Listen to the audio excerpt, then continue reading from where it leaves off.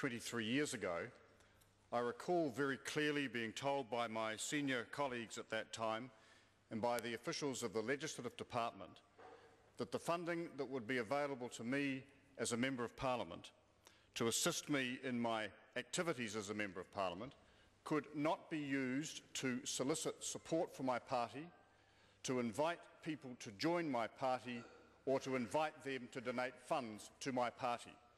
And, Madam Speaker, over the 23 years, those three core understandings have been what have guided successive generations of Members of Parliament and successive parties and governments in this Parliament about the way in which the funding that is directed towards us as Members of Parliament is to be applied. It is quite a separate situation from the provisions of the Electoral Act insofar as they relate to the funding of political parties, not Members of Parliament, but political parties and political candidates for election purposes.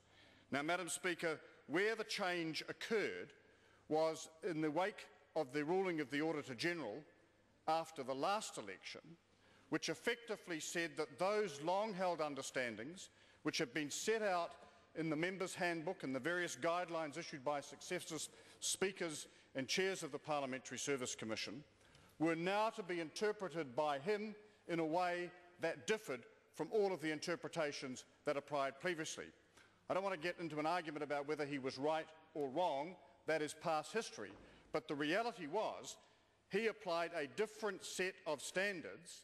He then challenged this House to review its rules, but significantly, he did not offer any advice as to what those rules should be. So here was Parliament faced with a challenge to sort things out. I don't like what you've done, despite the fact that I did like it previously.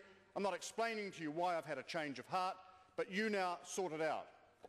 The Treasury then advised the Minister of Finance that on the basis of that advice from the Auditor-General, there was a legitimate question about the validity of all parliamentary expenditure back to the time of the passage of the Public Finance Act in 1989.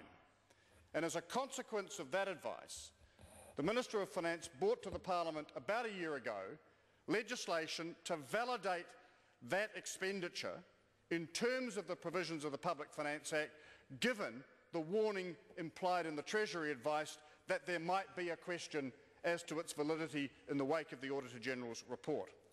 Following on from that, parties in this Parliament began informal discussions about a way forward, and the chiefs of staff of the various parties have been meeting for many months now to try and work out what a new regime might be.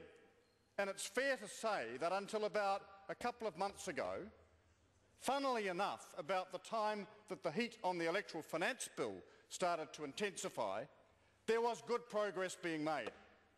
And at that point, it all fell apart. And we were faced with the situation, and we are faced with the situation, where the legislation that was passed last year to give us a breathing space until the end of this calendar year is rapidly running out of time and no replacement is in place. So if we do not pass a new Act now, we face a situation where from the start of next year considerable ambiguity applies. There are various levels of interpretation as to what the situation might be at that point. The most extreme interpretation that is around is the same one that was raised last year, which was the absence of any legislation will lead the Parliamentary Service Commission and the Parliamentary Service to effectively freeze all expenditure for the avoidance of doubt as to its legality. At the other end of the spectrum is the claim made in the House this afternoon that nothing much will really change, the status quo will simply prevail. Well, Madam Speaker, I want to remind the House what that status quo would be. It would be the situation we all thought we were in prior to the Auditor-General's report. And when it's clear that most of the parties in this House at that time had one set of understandings and expectations about what that situation was, and the Auditor-General had an entirely different set, then to simply revert to that status quo is a completely unacceptable situation and a recipe for doubt and chaos on into the future.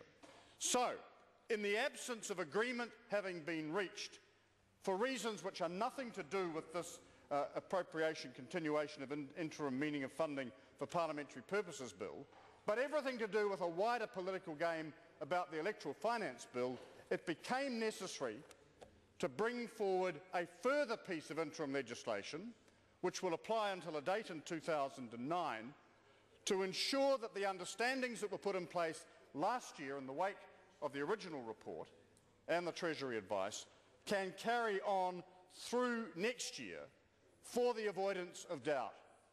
And Madam Speaker, that is all this issue is about. It is a relatively simple and mechanical piece of legislation, the need for which arises because of the turn of circumstances since the passage of the original bill last year. The debate that will be held over the next few weeks about the electoral finance bill and its provisions is quite separate from this, because this bill makes it clear in law for the second time that members of parliament cannot use the funding advanced to them to solicit for votes, to solicit for support for their particular party, or to solicit for membership and funding for their particular party. That is a very clear definition of what constitutes election activity. It is prohibited for members of parliament to use their public funding for electoral purposes. Clear-cut, well-stated, unambiguous. The issue of political campaigning is dealt with by the electoral finance bill, and as I say, that is a separate debate.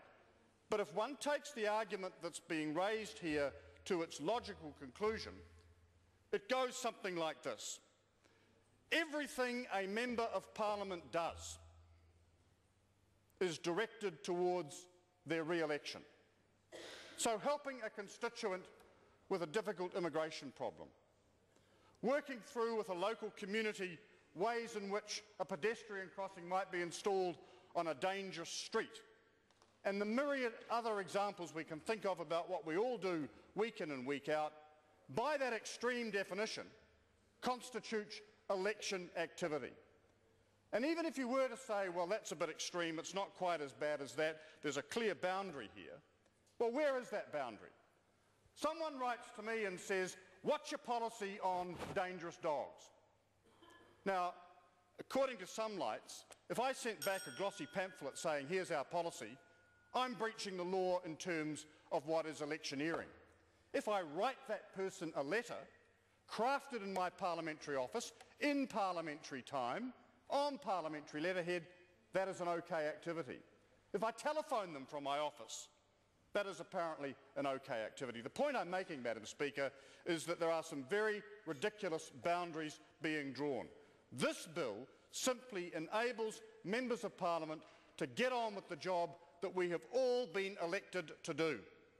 And if anyone suggests that this advantages incumbents of any particular political persuasion, then I say to them that they are treating the New Zealand public as fools, and the New Zealand public are not that.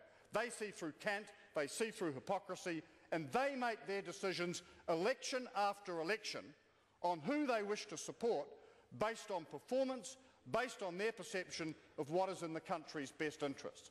I have never yet, in all my time in this House, come across a situation where an election has been decided on the way in which a party or an individual uses the funding advanced to them to carry out their duties as a member of parliament.